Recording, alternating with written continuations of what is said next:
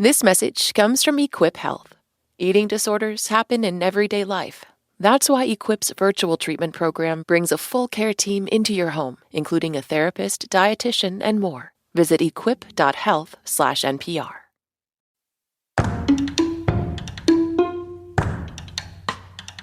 So just to start with, can you run through a few outdated terms you come across in women's reproductive terminology, like, for example, geriatric pregnancy, vaginal atrophy, ovarian failure? Could you run through some outdated terms? Oh, Lord, how outdated are we talking? Hostile uterus is still used a lot. It means that the sperm and egg is not able to merge. I've heard senile uterus used, which is really outdated. Yeah. I've heard from a doctor that her own uterus was just called old. But I do think it has to do with the conditions that make it easier for an egg to implant. If it looks like that's not going to be easy, they call it barren, old, hostile, senile. Not all these terms are used today, obviously. I don't know about you, but by the time I hit my 20s, my reproductive health became a topic of conversation. Whether I'd have kids, when I might have them, and how I had to make these decisions soon, before nature made the decision for me. So, like, instead of talking about my eggs like a natural part of me that changed over time, just like any other part of my body, they felt like an impending failure that I had to account for. And to be frank, it feels like that's the way we talk about a lot of women's reproductive functions. I mean, maybe you're familiar with the term geriatric pregnancy. It's a term used to describe pregnancy in people over the age of 35. Now, the medical community has made some strides to encourage providers and patients to phase out the term, noting the increase in the age of first-time mothers and generally how damaging it can be to patients who are, for all intents and purposes, still relatively young. And they've started to talk about pregnancies over 35 as happening at a, quote, advanced maternal age. You tell me if that feels any better to you. But I still hear geriatric pregnancy used quite often in doctors' offices and even amongst my peers. That got me thinking, what other ways have we accepted skewed perceptions of our body's reproductive potential? And what would it mean to decouple our ideals surrounding potential from reproduction entirely?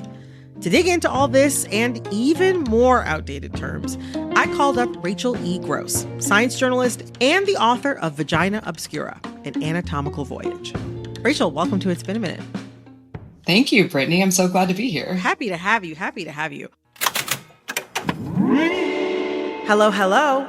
I'm Brittany Luce, and you're listening to It's Been a Minute from NPR, a show about what's going on in culture and why it doesn't happen by accident.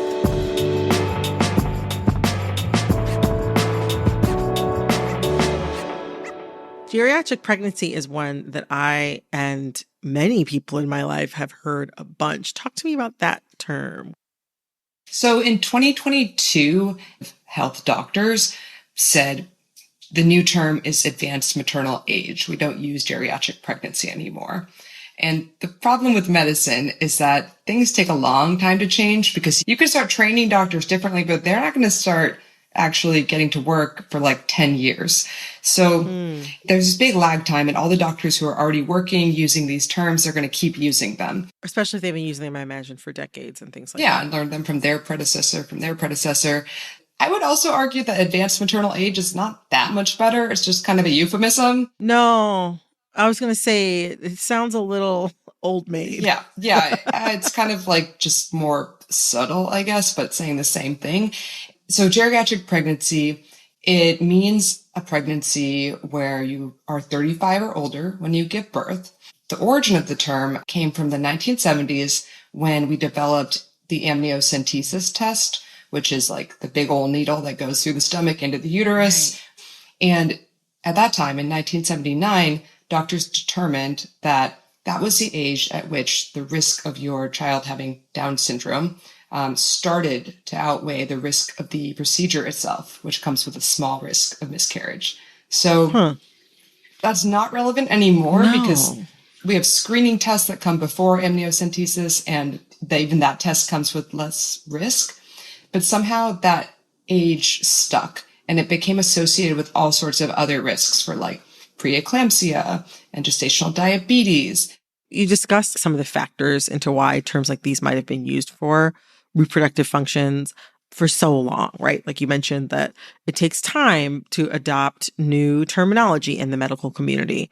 It also takes time for people who are being trained on this new terminology to like be able to sort of matriculate through and actually become doctors and start like working with the public.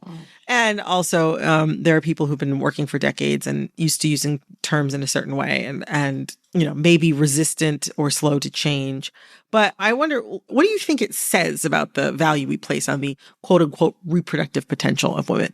I think that we've enshrined a lot of cultural assumptions about women and their reproductive capacity in the terms for their organs and terms for things happening in pregnancy and their reproductive decisions, I guess. It's like a really messed up form of metonymy where the organ, like the incompetent cervix, the hostile or geriatric uterus, is standing in for how our culture is stereotyping women. And yeah, it does seem to be shaming or alarming women into getting pregnant earlier, even if that's not scientifically the right answer.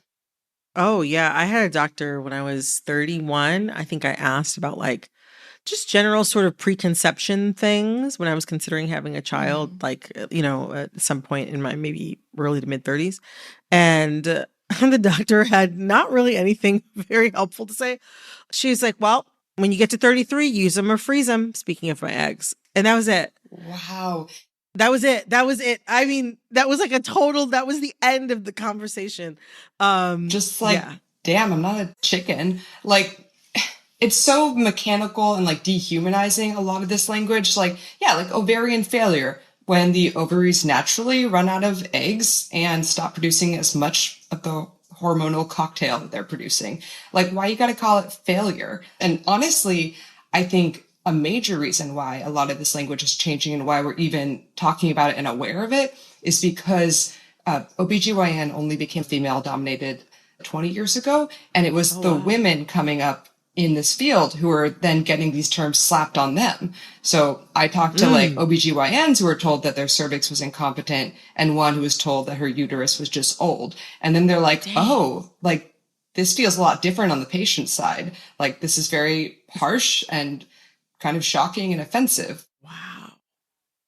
That's really interesting. So, okay, one of the things that's kind of bugged me out as I've been learning about this is that there are also terms for men, medical terms for men or male anatomy that have been phased out both medically and colloquially.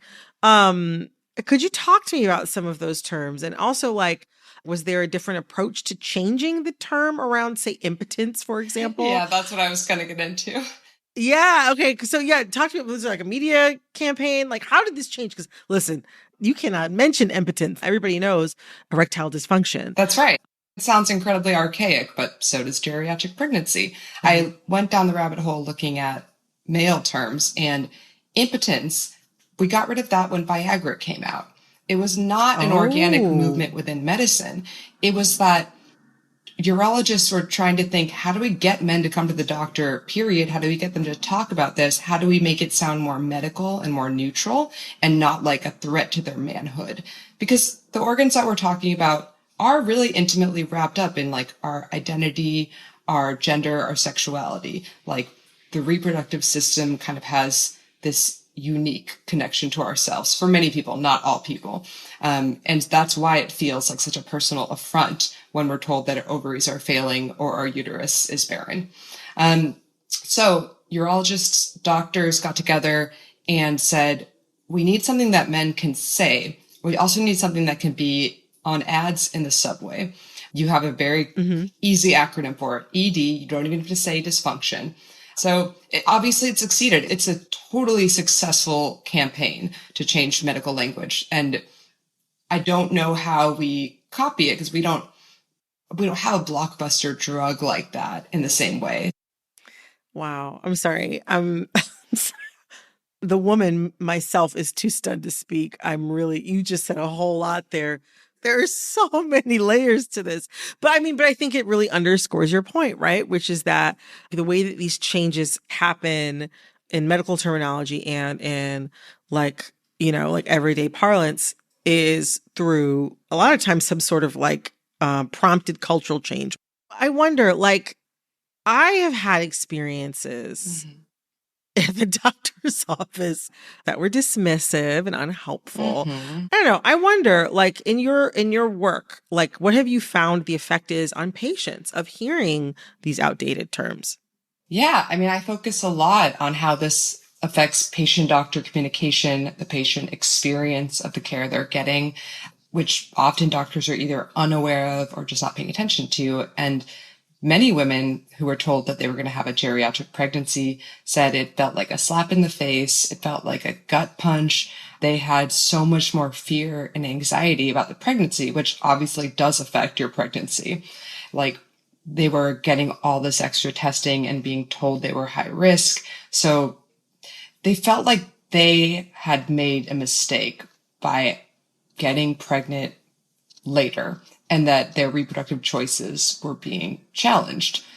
I actually talked to many women who had a perfectly easy, healthy pregnancy over 35, and they kind of resented that they were made to feel that way and therefore were totally so anxious throughout the pregnancy, thinking something was going to go wrong. Like, all that wasted anxiety could have been spared. I can't help but think about how, specifically when it comes to women and reproductive health and pregnancy and all of these things like that, there are so many cultural messages around Oh my gosh. when is the right time. Yeah. Obviously, I think many people would agree that becoming a parent as a teen is potentially an extremely stressful experience where you may not have the life foundation to be able to raise a child in a way that, you know, you might feel really confident in, right? I mean, 1 in 5 babies is born to a mom or a person who is pregnant who's over 35. And pregnancies in our 30s and 40s are climbing while pregnancies in our 20s are falling for a lot of the reasons that you just went over. Like, it just makes sense financially, culturally to have your kid later. So yeah, it is like medicine is behind the culture in this sense. So there's a positive side to getting the label of usually now advanced maternal age. So it does, like I said, trigger all this extra screening and testing, some of which is optional, but that can give you more peace of mind. So there's a study from Harvard in 2021, and it looked at pregnancy outcomes for like 50,000 moms, and half of them had just turned 35. So they were considered advanced maternal age, and half had not yet turned 35. But they basically found much better outcomes in the ones that just turned 25 because they got so much testing and screening and support. So that shows that improvement in outcomes had nothing to do with being near 35. Like, that's totally arbitrary. But there are benefits to getting the label and to that, the whole system that it kind of gets going.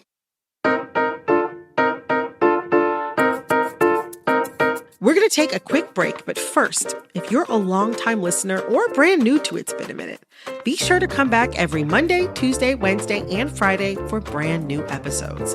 And did you know you can make it even easier to get new episodes by hitting the follow or subscribe button on your favorite podcast app? Whether you're a new friend or a loyal bestie, join the team by subscribing today. Coming up after the break. If they can't catch up with language that's 20 years old and kind of just can't empathize with you and see where you're at, that's frightening. Stick around.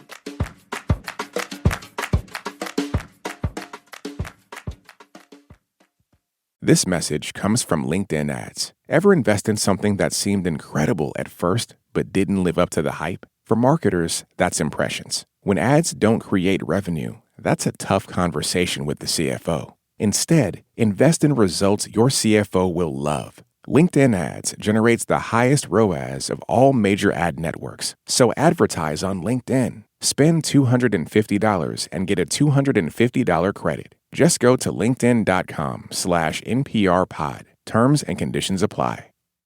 This message comes from BetterHelp. May is Mental Health Awareness Month, a reminder that you don't have to do this life alone. From loneliness to anxiety to financial stress, right now, people everywhere are struggling. But having a licensed therapist with you by video, phone, or chat can make a difference, and BetterHelp makes it easy. Sign up now and get 10% off at betterhelp.com/NPR. That's betterhelp.com/NPR. This message comes from Wise, the app for international people using money around the globe. You can send, spend, and receive in up to 40 currencies with only a few simple taps. Be smart. Get Wise. Download the Wise app today or visit wise.com. T's and C's apply. This message comes from Mint Mobile. If you're tired of spending hundreds on big wireless bills, bogus fees, and free perks, Mint Mobile is for you. Shop plans at mintmobile.com/switch. Taxes and fees extra. See Mint Mobile for details.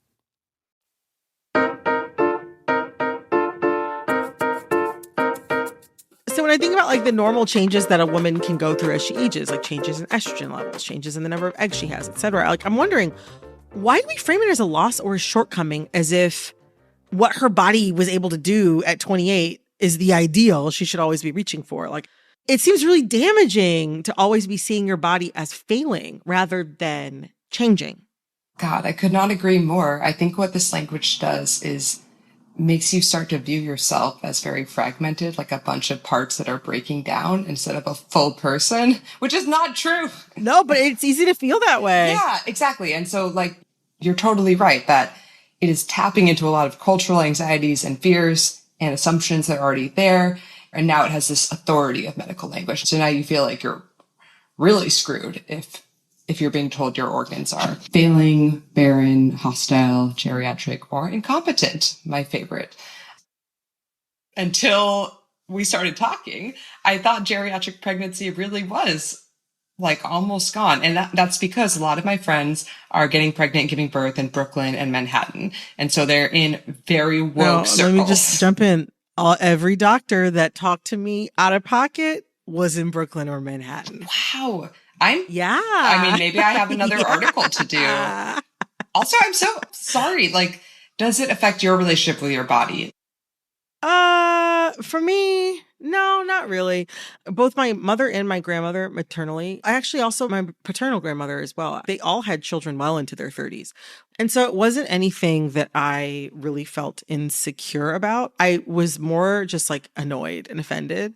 Having children is not something that I have ever been 100% sure about. Same. And so as that's the case, it wasn't something that I felt like threatened your like core identity and your sense of your future. No. Right. But it did make me feel like a lack of care and communicating with me. Absolutely. That made me not feel comfortable being someplace with my body splayed open. So vulnerable. Yeah. And also too, like, having different kinds of things in my family medical history, like fibroids, and even the possibility of cancer among reproductive organs. If you don't even know how to talk to me in a delicate fashion, how could I trust you to be on the lookout for the things that matter to me in my health? Oh my God, the stakes are so high. Yeah, it just makes me feel like sort of dismissed. And it sounds like it's like medicine is so out of tune with your experience and your needs. Like it's just a sign that they are not on the same page, that they're working like in a different plane of existence. And they haven't caught up to what's actually happening. Yeah. Well, also too, like, in New York City, this is a city that has intense class stratification and also intense racial segregation. And so being a Black woman, thinking about what my odds are, if I wanted to have children, like, oh, well, like this is a city where a Black woman was, I think it was somewhere 6 to 8 times as likely than a white woman to die in childbirth in New York City when controlling for other factors like education and high earning and, whether you had insurance. And again, these are times when I'm going to places like, like a Mount Sinai hospital on the Upper West Side, or going to Weill Cornell on the Upper East Side, or wherever, like some of the better hospital systems in the city, and still having people talk a little out of pocket. It just kind of made me feel like, okay, well, I feel like I'm already kind of screwed living in this city, being a Black woman. You're not making me feel better about my odds. Yeah, absolutely. And like, it makes you worry that doctors aren't even aware of the extra risks and like the more maternal mortality rates. Like if they can't catch up with language that's 20 years old and kind of just can't empathize with you and see where you're at. That's frightening. I wonder, like, there are so many opportunities for you to go to the doctor and kind of have these moments of sort of like indignity, regardless of whether you're going there because you're of reproductive age, or whether you're going to ask questions about, menopausal symptoms or whatever. Yes. I wonder, how do we have an honest conversation about what happens to our bodies as they develop and change and age, while not stigmatizing people for those very things? Right. So we don't want our doctors to like pussyfoot around real issues or kind of hide the risks because they think we can't handle it. That's just another form of infantilizing women, obviously. But yeah, I guess I wish there was some sort of sensitivity training where doctors were made more aware of how this language impacts their patients and what it could trigger in them. Specifically with the advanced maternal age thing, I kind of think a solution could be to just offer that increased testing and screening to everyone if they choose to do it, because it's triggered by anything considered a high-risk pregnancy, which could be diabetes or even a very young pregnancy. So why not just have the option there to get more information that might give you peace of mind without specifically tying it to an age and calling it something offensive? But at the very least, I could see more sensitivity training for doctors and maybe more asking the patient like what language they're comfortable with. So yeah, I would also say if you can, and if you have the energy and confidence, it wouldn't be bad if we had more conversations with our doctors and let them know how those things make us feel. The onus shouldn't be on patients, but clearly there needs to be more conversation so that doctors know the impact they're having.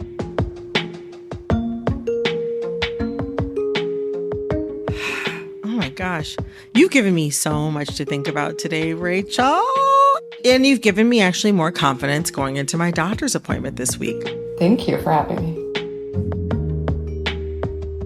That was science journalist and author Rachel E. Gross. This episode of It's Been a Minute was produced by Corey Antonio Rose. This episode was edited by Nina Patak. Our supervising producer is Cher Vincent. Our executive producer is Barton Girdwood. Our VP of programming is Yolanda Sanguini. All right, that's all for this episode of It's Been a Minute from NPR. I'm Brittany Luce. Talk soon.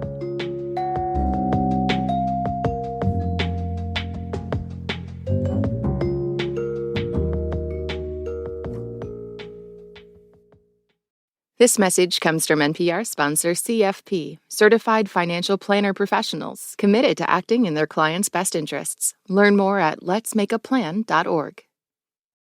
This message comes from American Home Shield. It's not a matter of if an appliance or system, like your HVAC, will break, but when. Without a home warranty, these repairs or replacements can cost thousands. But with an AHS home warranty, they will fix covered breakdowns, helping protect your wallet. Get 20% off all plans at ahs.com/NPR and see promo details. See ahs.com/contracts for coverage details, including service fees, limitations, and exclusions. This message comes from Schwab. With the new Schwab Teen Investor Account, teens can gain hands-on investing experience. It's co-owned by you and your teen, so you can monitor the account while your teen learns how to invest and manage money. Learn more at schwab.com.